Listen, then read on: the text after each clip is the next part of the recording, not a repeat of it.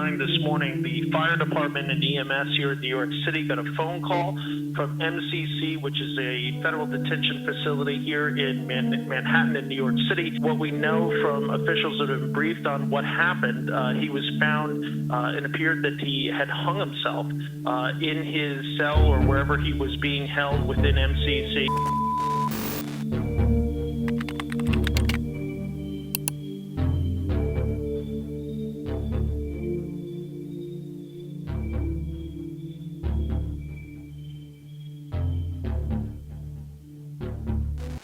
It's October 18th of 2009. Jeffrey Epstein sends what appears to be an innocuous email discussing the hacking of genes. Perhaps it's just another show of interest into one of the many academic fields he was investing his time and money in, and although at first that may seem very possible, it's actually something very different than that, and it's the first of over 24 or so scattered references to Epstein's plans for genetic manipulation. Most of them seem to have been erased by the government, but enough of them have gotten out that we know that he had the final goal of cloning himself as well as creating carefully designed offspring. The email that begins this whole rabbit hole is simple, but it is really a key to something very dark, and it reads as follows. It's a seemingly kind of random link to a speech given in 1984, and the email follows with, "Trick now is to apply it to DNA, RNA. I seems to be a hacking protocol. Turn on some, turn off others." Keeping an email like this within the context of Epstein's obsession with building a baby farm, this is already raising some alarms for me here. I don't really like a guy like this talking about how to hack DNA in his own words. But it's who he's speaking to that really causes the initial alarm and makes one want to pause for a second and think about this a little more. Nathan Wolf, the guy who Epstein sent this email to, and we're just going to call him a guy because I refuse to call him a man. But Nathan Wolf is an American virologist and founder of Global Viral, a nonprofit in San Francisco, California. They allegedly study infectious diseases, their transmission, and have a stated goal of developing an early warning system for pandemics. They raise initial funding from several sources, including the US military. And he's also on the board of many companies, including one named EcoHealth, which got a lot of criticism for its role in manipulating a virus named after a beer that everyone came to know the year after March of 2019. I'm going to give it a 3-second countdown while we start connecting some dots here about what that could possibly mean in connection to Epstein. There is a lot more in that whole rabbit hole of Nathan Wolf. He is a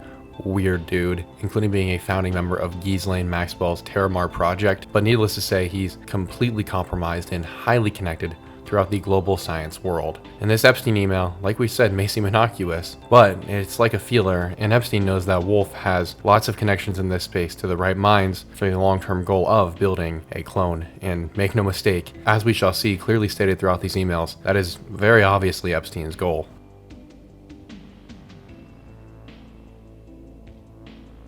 As one might imagine, this is a deeply complex story, and credit is due where credit is due, and specifically I want to point out a man named Sayer G. I'm definitely not pronouncing that correct though. He has a great Substack where he gets into a ton of interesting stuff, and he has an article on this topic of cloning, as well as a Twitter thread where you can see his research in this as well. So just truly thank you to Sayer, because without it, it would have been way harder to get a grasp on this whole story. But I think the best way to tell this story then is going to be by introducing some of the main characters in it first. Obviously we have Epstein, everyone's favorite New York financier, and Nathan Wolf, the fellow we just introduced. But the other main players are a guy named Boris Nikolic, George Church, Brian Bishop, Leslie Groff, Martin Nowak, and Richard Merkin.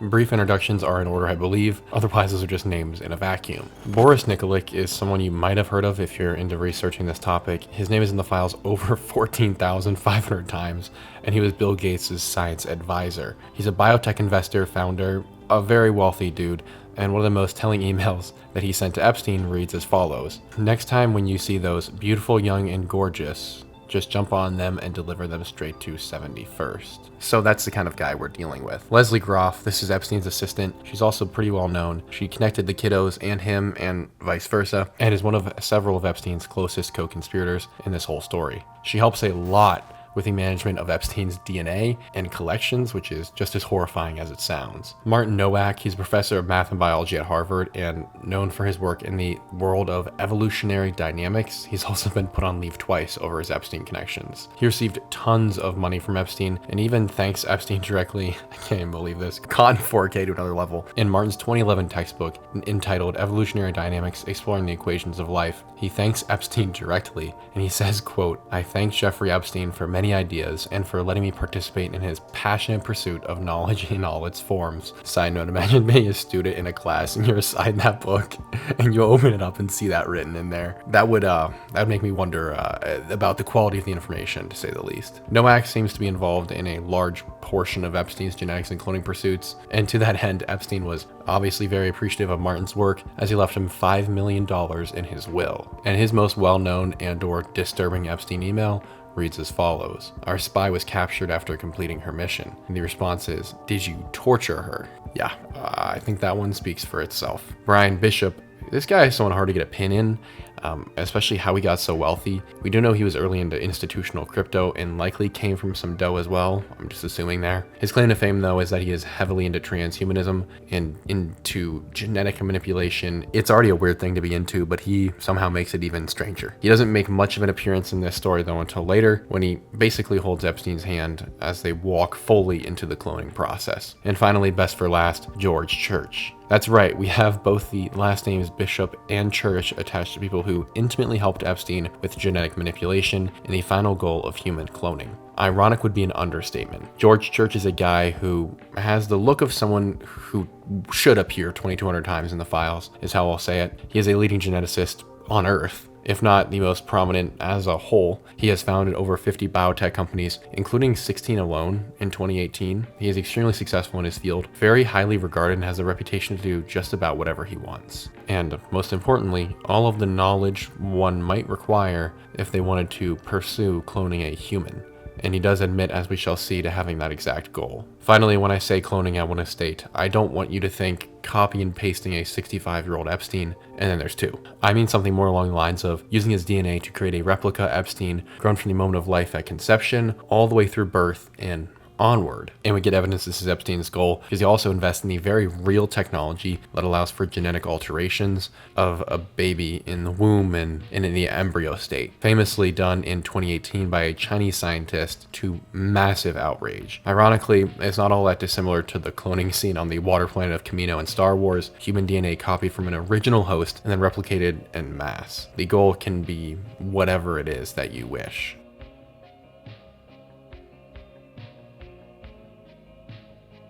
There are obviously a lot of potholes in a story like this to get stuck in that frankly boil down to Epstein seeking to get connected with the right people. After all, most of his life was just chatting with people and trying to get them comfortable with him. So I'm going to boil down the first few years of this project for us. From 2009 in that first email we read until 2012 or 2013-ish, Epstein spent his time building a Rolodex of people to help him with his main project, which is cloning. And along the way, some of the big names he collected are Boris Nikolic, Richard Merkin, Martin Nowak, and he started trying to get in good with George Church, inviting him to events with other scientists and wealthy individuals. This few-year period was Epstein's planning phase, as it were. In a 2010 email, Epstein is invited to an event hosted by a group known as the Edge Foundation. It's a secretive boys club that entertains and hosts events for some of the most brilliant scientific minds and some of the wealthiest people. Exactly the kind of thing Epstein wants a hand in and puts his hand in. So much so that he became one of the chief financiers of the entire operation, bringing about full-scale billionaire dinners where these power players would all be in the same room with one another.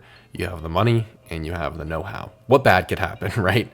Needless to say, though, this ingratiated him greatly with the science community, and it's likely where he first met George Church, as George Church gave a speech to this group in 2007 and was on their list. And George, as we know, is the foremost figure in this world of genetics and biotech, so it's not surprising that Epstein tried snagging him during this prep period of his. He's one of the few minds who has the knowledge and the resources accessible to have an actual shot at cloning a human. What is surprising, though, is how George reacted to Epstein's curiosity. Epstein obviously groomed him for some time and was really investing in this relationship because he knows he needs what George has. So he's trying to get in good with him. However, at one of these dinners, which George Church later admits to attending and saying that he went to because of the connections, we actually learned that Epstein somehow flopped, which is surprising considering how brilliant of a social navigator Epstein must have been to have done what he did. In any case, though, Epstein clearly made George nervous enough that he started cutting off connections with him and stopped attending Epstein's events. And the reason for this flop we can kind of glean at is because Epstein had pushed and asked him about human cloning. We don't know if he said for cloning myself or if he just said in a theoretical manner, but we know it was enough to make George pretty suspicious. So let me read the email in full for you. This is from Jeffrey Epstein to George Church. It reads, "Sorry you can't make it. Did the cloning issue give you pause? Question mark. And then George Church responds simply saying, not really even answering exactly his point, and he says, yes, I'm working toward this goal fairly rapidly, but trying to do so in a way that minimizes risk to the field. James Wilson, who happened to be my physician in the 1990s, set back the field of gene therapy by a decade by rushing." And then he links an article. "My lab is good at conceiving of radically new technologies as well as improving throughput and quality by factors of 10. Given a couple of years in decent funding, this will become much more reasonable. I'm too busy doing it well to get distracted by doing it badly.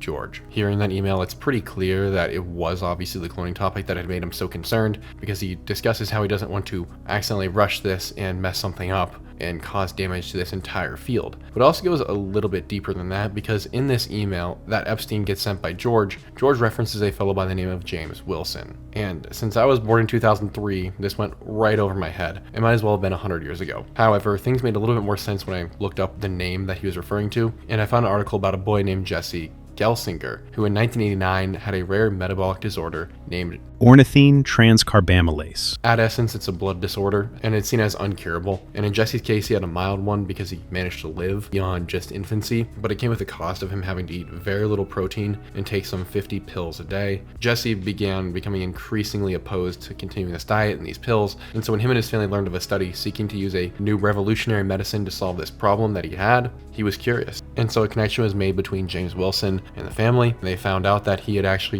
been running a trial with a handful of other people who had this disease to try and figure out if there was a solve. The results, however, were pretty bad. Previous patients had been suffering awful flu-like symptoms, but magnified. The reactions were not good, but Jesse couldn't keep going on the way he was, and he refused to keep up this 50-pill low-protein diet. So he and his family agreed, and Jesse entered the trial, run by James Wilson, the guy in the email. And 4 days later, Jesse would be pulled off life support, dead. This new study was testing a gene therapy remedy, and it had killed this child and nearly the whole field of genetic manipulation all within a few days. And likely it would have been for the best, just from where we're standing right now, if this genetic manipulation branch of science was ripped down right then and there, but it wasn't. And after years and years, it was making a comeback and was really approaching the forefront of biotech by the time Epstein was beginning to investigate and invest in these relationships. And it was this case that made Epstein's new friend George Church so worried that he had broken communication with Epstein and had stopped attending his events. He knew that there was something that he was getting close to, the possibility of cloning, but he did not want to risk the whole field and possibly his entire career by getting involved with the wrong person, which, based on the email and George Church, can really be the only reason he said no to Epstein at first, because George Church has little to zero sense of morality. There's a 60 Minutes interview in 2019 where he would go on to say, when asked, basically that he doesn't regret taking Epstein's money. You regret taking that money now? I regret not knowing more about the donor. I think in general, when people so-called tainted money can be used for good. This is all to say, though, I'm applying some of my own understanding to this because obviously we only have fractions of the information we really need. So if this is exactly true or not, I don't know. But whatever other context we're missing clearly comes to the conclusion that George Church changed his mind about Epstein and was suddenly okay with working with him and saw that this could be something great for his efforts because Epstein had the money and he had the know-how. And here I speculate we're missing a portion of the emails because Epstein was able to revive their relationship with pretty much no difficulty. I wonder if there was something that happened before this in the conversation or some IRL talks that happened that we just don't know about. But in any case, whatever happened paid off. George is now on Epstein's side, and he now has the biggest and most prominent mind really in genetics to help him build this cloning creation that evidently George admits to already having been working on, which is a pretty crazy thing to say in a relatively unencrypted email. And really, it's hard to overestimate how great of a pick or grab this is for Epstein and his team, because now he has a real roster formed for this cloning push and has all the minds he needs, and money obviously is no problem. So let's see how this continues. I am doing my best not to ramble here too much, but there's admittedly a ton of information. Like I said, potholes for days and rabbit holes you could get stuck down for hours. So I'm going to skip ahead and we're going to land on the ground again at the next standout detail to me, which is in June of 2013. It's an email exchange that occurs over the 25th and 26th, detailing a very bizarre request. Epstein, via his assistant, Leslie Groff, who we introduced earlier, is emailing George Church directly about having Epstein's skin cells taken while he's up at Harvard in order to have his genome mapped. George, clearly no longer having reservations about this Epstein relationship, reciprocates this desire to meet with Epstein happily and schedules Epstein for Friday. Makes me think we're missing some emails here because they got very buddy-buddy very fast. There's even an email thread entitled "My Friend George." That said, fun fact, I've actually walked by the building where this DNA from Epstein was taken probably at least 100 times back when I lived in Boston. There's a very real possibility that at least a few copies of Epstein's genome are still stored at that hospital. Because get this, a few weeks later on August 1st of 2013, one Dr. Thikuria, who works in George Church's lab and is also a, you guessed it, foremost mind in the genetics world, emails Epstein's assistant an update. And it reads as follows. Jeffrey's skin biopsy resulted in several successful, viable fibroblast cultures. Those cell lines are now stored in liquid nitrogen and slated for iPS cell line creation. Not only is Epstein's genome, or in other words, whole DNA genetic makeup, now being mapped and saved, his cell lines are now being copied and stored in liquid nitrogen. For what purpose? I'm not quite convinced it's just mapping his genome. And Epstein would end up paying the lab an initial $30,000 just for this. I don't like Epstein mapping his genome, period, but I don't think anyone really believes that's all he's doing at this point. The bulk of the communication here is now going to shift from George Church himself to one of his top guys named Thikuria, the one who was just communicating in that email. Thikuria seems to have some weird relationship with Epstein, and I'm guessing there's some in-person conversations that we're never really going to know the full details of, because Thikuria tells us that he's doing this all pro bono, or for free. And once again, this is a place where I'd love to have been a fly on the wall for those conversations. What it really is, and why this is all being done pro bono, is because by not accepting payment, there is no paper trail for this work Epstein is having done, and it's just about as off the books as one can get. And to practically anyone else in the lab, this would just seem like another genome they get to map. To further this idea, 8 months after this exchange takes place, Leslie Groff, who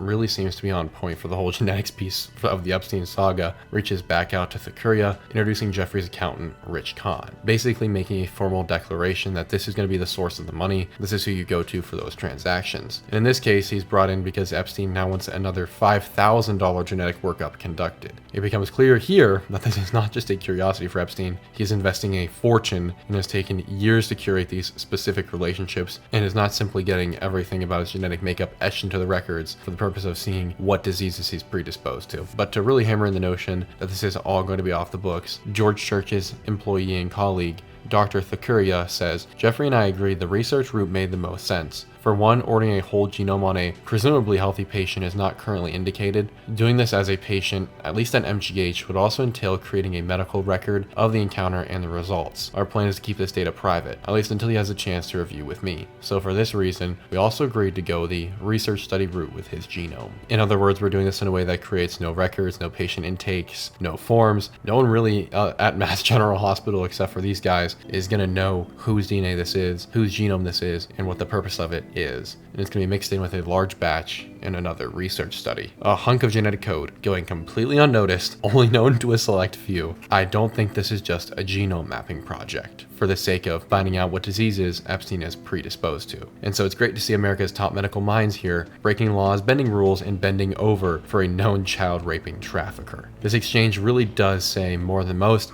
I'm quickly going to interject here. If you are noticing how we're having to jump around now, sometimes weeks to months between emails, this is because we have a huge number of holes in the record. I've hinted at this, but it's worth saying. If I were to bet there's a whole catalog from beginning to end of hundreds, if not thousands of files that prove this whole narrative, but through the FBI's negligence, a few have slipped through, so we know enough to prove that this is going on. But my goodness, is it bizarre where these things are missing and what is missing. Now, let's continue. In April of 2014, one Richard Merkin is going to come into play and simply ask Epstein the following, like it's no biggie. Where are you? Any cloning updates? Right.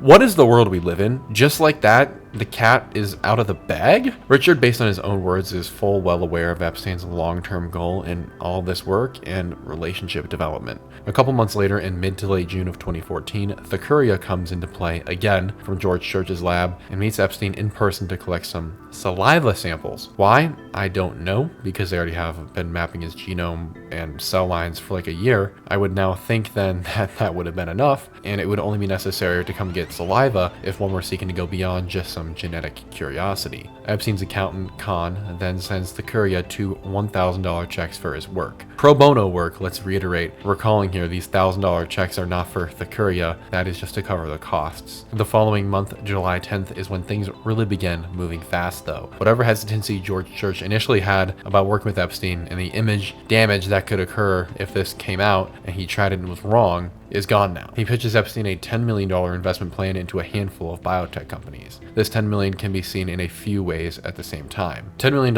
is a lot of money, but for someone like Epstein who is backed by governments and their most powerful people, it's not really that much money because he's pulling from a very close to infinite source, basically. So this $10 million is actually, in my eyes, an investment into this George Church fellow and Epstein's relationship with him, and the chance of getting involved in some interesting and perhaps profitable enterprises. However, what these companies are up to is no less an interesting look into what George Church thinks Epstein is trying to get out of all this genetic research and this possibility of cloning himself. The companies George Church outlines are as follows. For those of you playing along at home, this is EFTA 019181994. $200,000 for supercentenarianstudy.com, which is studying people who have lived over 110 years to see how their genetic information can be used for longevity. $1.5 million for egenesisbio.com, $1 million for sensor selectors, $1 million for protein stability and virus resistance, $1 million for pest control, $800,000 for aging reversal, $1.55 million for next generation pathology, $250K for space genetics, $200K for cold resistant elephants, and a $2.5 million amount reserved for a second tranche of funding for a total of $10 million. He then goes on to outline what each of these companies does. Interesting because a lot of it has to do with extending life and avoiding death. Boy, how could that ever go wrong? Clearly, though, Epstein wanted to live as long as possible, and George seemed to have also realized that and was playing to his desires in order to start securing an investment relationship with Epstein. Makes you really wonder how they ever could have expected anyone to buy the story that Epstein actually took his own life. If it were not obvious, though, already that Epstein was seeking to develop the tech to clone humans, which it should be because a close buddy of his asked in no uncertain terms how the cloning was going, then this should be a pretty obvious tell. In an email exchange with a guy named Joska Bach, Epstein lets slip his desires to design a superior race, a superior human. The vector, presumably, is cloning and genetic manipulation. Joska, we're going to call him Joska, Bach, being a four-figure in the world of AI and, yes, genetics. And funny enough, he actually had the audacity to write a very long Substack post trying to wriggle his way out of his Epstein relationship and play the context card with us. But I think just based on the massive essay he wrote to Epstein and Epstein's reply, that come on, son, why even try and deny it at this point? I'm going to read now Epstein's words here wholesale. Let me repeat Epstein's words. Jeffrey Epstein replies saying the following to Joska Bach's very long email. What I like is the idea that Übermensch could be the melding of humans put together in one brain, an increased motor system, an increased awareness, and increased status calculator. Parentheses, blacks, Jews, women, close parentheses. Übermensch could be the combination of the best humans, not the best of a species, race, or gender. Fun idea, we can call it superintelligence or uber intelligence. All right, man. So many things one could discuss there. All I'll say is this. Further proof of his desire to design a supreme entity by manipulating genetics, and a very clear push to do so. The next item worth discussing is Epstein's cloning attempts in a series of emails in 2018. And now before I read this next part, we're going to be skipping forward almost 2 years till 2018. And the reason we have to do that is because, once again, it seems like all of the emails in between these instances are gone, and whatever we have now is what managed to slip through the grasp of the AI systems and the people who combed over these files. Thankfully, they missed it, because what we are seeing is wild things that are being written to and by Epstein. On October 31st of 2018, the following email is sent to Epstein from Barnaby Marsh. It says the following: keep an eye on this guy, one of George Church's students. He's a very good creative mind and is not afraid to break rules, ... rare ... Let me know if you want to meet him sometime. Parentheses, treat as confidential. And then it is followed by a forwarded email from a Li Ji Huak. That's definitely not how you pronounce that name, but it's a forwarded email from him discussing how he's developed some new tech and is in the patent application phase for something related to the genetic world. So a couple of questions. One, what? Did this guy just admit that Epstein is wanting to have good creative minds and are not afraid to break rules? And then he goes on to forward a private communication to Epstein from the guy who is described as being not afraid to break rules. There's a lot going on in this email, but it's pretty simple. This Barnaby Marsh fellow is telling us that Epstein is looking for people in the genetic space who are very talented and are creative and are not afraid to break rules. And basically this guy is pushing forward his own candidate to join Epstein's team or to help Epstein with a project. The same project that we now know has been in progress for about 9 years. Also recall, this is one of George Church's students. George Church being the guy who has also been working alongside Epstein, mapping his genome and whatever other work you can imagine. Barnaby Marsh, now let's talk about him specifically, is a guy who has managed billions of private wealth, has funded science and religion-related activities, let that one sink in, and he met Epstein in person at least some 24 odd times. He's also stated that he would go to Epstein's stuff because it was full of billionaires and academics. You know, guys, he's just there for the ambiance, he might say. So when Barnaby forwards Epstein this email about a scientist named Li Ji Huak, we should all be alarmed because he is more than talented. And now we can't say whether or not Lee was brought on board until we have all the files, but I can say he certainly has done a lot of work in the genetics field since this email was sent, and would certainly be a valuable asset in Epstein's endeavors. Keep Huak, I'm calling him that, I don't know how to pronounce the word, in mind though, because we are going to bring a second track up alongside this to see how incriminating this whole thing is starting to look. July 19th of 2018, a guy named Austin Hill, the founder of a crypto company named Blockstream, emails Epstein introducing him to someone named Brian Bishop, who we went over at the beginning already. He, as we know, is deeply involved in biohacking, transhumanism, and wants to design babies, but not the conventional way, let's call it. And a day after Austin Hill introduces Epstein and Brian Bishop, there is a sales pitch that Epstein receives for the making of a designer baby, which uses tech like CRISPR to edit the DNA of a child, hence designer baby. It's extremely illegal, deeply unethical, morally wrong, and only God will be able to help us if we go down that path. But right here in this email, Epstein and Brian Bishop are talking and actively planning on how to do this. Let me just read some excerpts from these emails because they speak for themselves in clear terms. Jeffrey, here's a deck about my designer baby project. I have talked with Austin again, and we have a series of questions about how serious you are about wanting this and what the ground rules are for me even exploring this with you and getting to next steps. Most of the questions are around your requirements for secrecy and privacy, specifically regarding reputational risk and also my financial investment. I think there would also need to be some understanding about goals and feasibility and different results. I propose another call on Monday in the afternoon to discuss these issues. Please propose a time. Thank you, Brian. There is so much in there. Okay, wow. Not only is designer baby making illegal for obvious reasons, what they're hinting at, I think it's pretty fair to assume, is cloning, because that is Epstein's end goal as we know. But even Brian Bishop, who's admitting to being involved in designer baby making, which is, once again, let's reiterate, illegal, is trying to cover his butt as much as possible to even have a conversation with Epstein about cloning. Think about that. And Epstein's response is simply, I'm traveling in the Mideast until the 1st. Let's do it after. I have no issue with investing. The problem is only if I am seen to lead. So he has no problem investing. That's not the issue.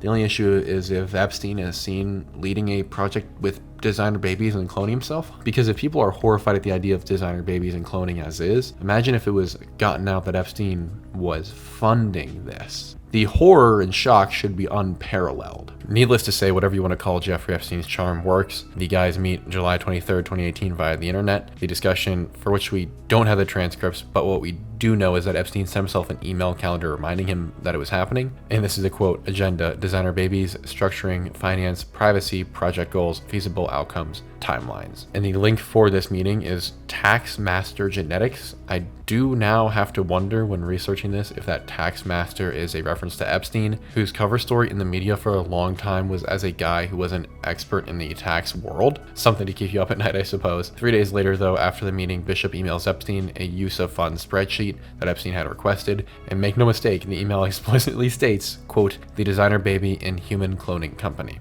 That's what this money is going to be used for. And the number that they agree on is $9.5 million.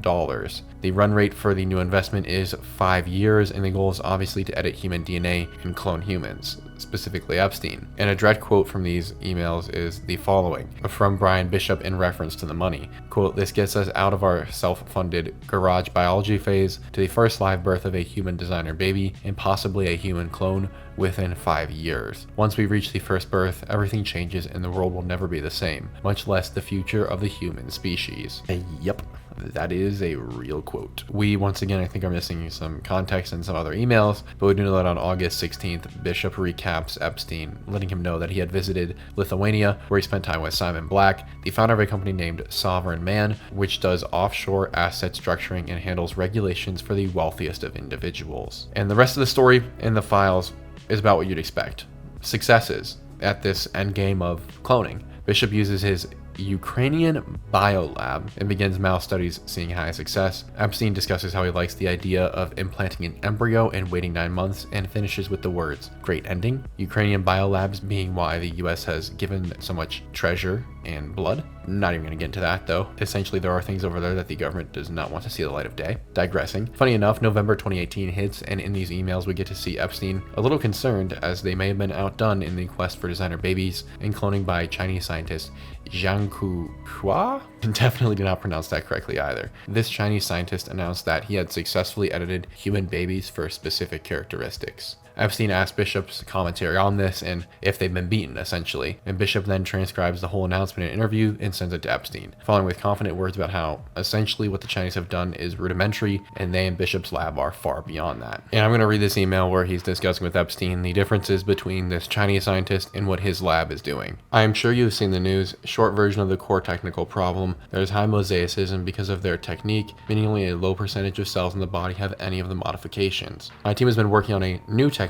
which does not involve stem cells in the testis. Instead, it's an embryo editing technique more similar to cloning. I'm going to underline that for you guys. Cloning, which does not require an injection to the biodad. The idea hit us like a bolt of lightning, so we're moving along in that direction. Meanwhile, our overseas lab has reported some mouse testis transfection results. They are observing maybe a 5% transfection efficiency, which might be enough. Further testing is ongoing, but ultimately this method is inferior to our new embryo modification technique. Talk soon, Brian. Epstein's reply is simply, great. What's odd about all these progress updates, though, is that it makes it clear a lot of progress is being made, and Epstein is pouring millions into this thing to try and get to the end goal of designer babies with complete genetic modifications and the cloning of himself. They're not mincing any words at this point. It's obvious what's going on in this relationship. And that's why Epstein had spent a decade almost, possibly more if we had all the files, developing these relationships and these friendships and these colleagues.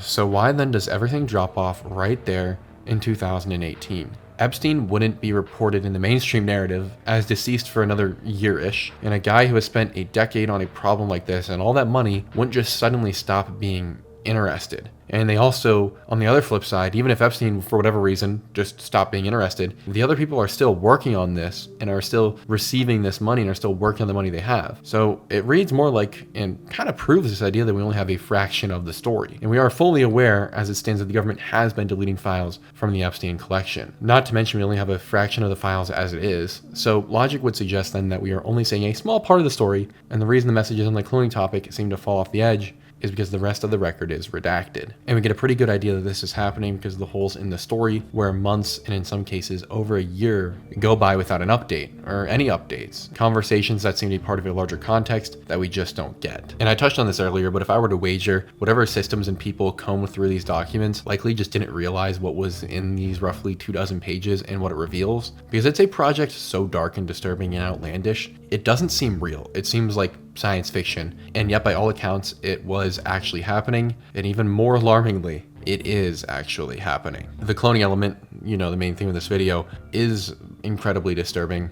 It's beyond words, actually, the horrors that would come of this, of cloning and genetic manipulation alone, period. But of Epstein, and by Epstein, there is orders of magnitude worse results, I would think, from that. And yet there is good reason to believe this is not the only Epstein attempt at extending his bloodline. We covered this in the Zorro Ranch video, which seems like years ago, but it's only just months ago. It's a basic idea that Epstein bragged to both his friends and victims about having a desire to use women, like breeding cows beneath his ranch, a baby farm, as it were, to create as many children as possible. There are also reports of Epstein trying to pay women to be his surrogates. So Epstein's obsession with progeny is well-founded, and there are even claims and evidence in the files that he literally just had children via various women. But it obviously wasn't enough for him, whatever this was. He didn't just want children, he wanted perfect progeny, perfect in quotes I shall add, and even exact replicas of himself. And my goodness, do I think he might have succeeded. Throughout the files are poems from girls written about being pregnant and even ultrasounds of babies, human children,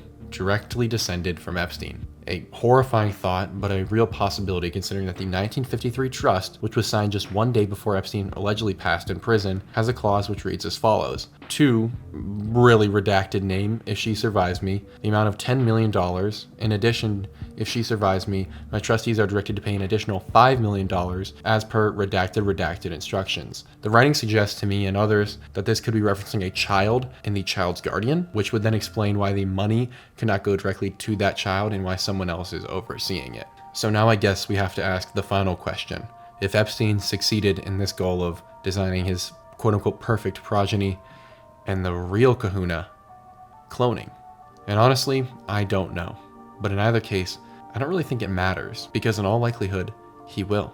Whether dead or alive, Epstein will likely have his clone if he doesn't yet. Don't forget his DNA and cell line and genome have multiple copies stored in major medical institutions, including Massachusetts General Hospital. They may even still be there, for that matter, sitting in liquid nitrogen, waiting for the right day. And Epstein has built an extremely loyal base of people to help him on his journey, and they have very little moral consideration and are deeply invested in ensuring this works, for both Epstein's sake, whether that is him still alive or posthumously, but also for the sake of proving some weird fascination with this reputation and being the first to do it. So I don't believe it's a question of if there is an Epstein clone out there or not. I believe it's a matter of when, because it's either happened or, I wager, going to happen. And let's not forget, Epstein would have needed a womb to do all this. That is the bottleneck of this whole thing. And when you're talking about having to test this system multiple times, you're talking about multiple women who can never be allowed to get this story out. And I mentioned this in the Zorro Ranch video. It's possibly the darkest of an even darker rabbit hole like this, and it's a dump site of corpses about a 15-minute helicopter ride or 45-minute drive from Epstein's Zorro Ranch. The odds of it being found were supposed to be zero, but through a series of events that could really only be brought down to divine intervention, this massive dump site of bodies was discovered, and it contained all women in their fertile years, many of whom were very young and had a history of either drug addiction or prostitution, so they would not have been looked for, and no one would have noticed that they were missing for quite a while. And this gravesite contained 11 bodies, and it's rumored to be only one of several sites that this killer, now known as the West Mesa Bone Collector, had compiled to hide these corpses. And we do know that at least one of the women was pregnant, making it 12 bodies that were found there. I don't know, but it does sound mighty convenient for that to be Epstein related, especially because it's so close, and Epstein would have needed wombs and fertile women to make this whole thing possible. And in the Zorro Ranch video, I thought this might have been from Epstein's parties, and he used these women for vile things with vile people, but it's very possible he used them for a much different sort of vile thing that we had not even theorized was possible way back when, before this release of the latest tranche of files. And so since my voice is going because I've been sick for like 10 days, that is my case for the Epstein cloning and designer baby phenomena. And let me know what you guys think down below. I appreciate every single one of you for watching, and I can't wait to see you all in the next one.